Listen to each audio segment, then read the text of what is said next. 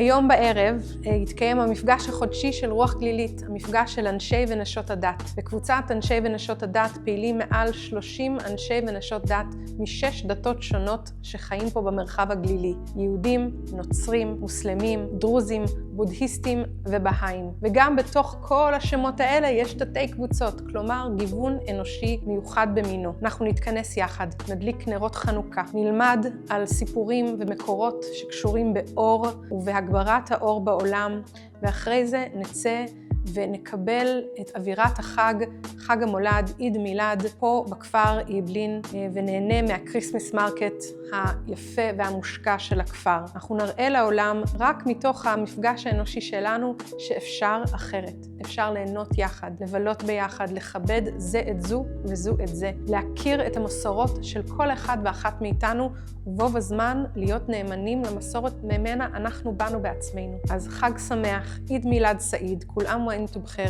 Happy Christmas, Happy חנוכה לכולם.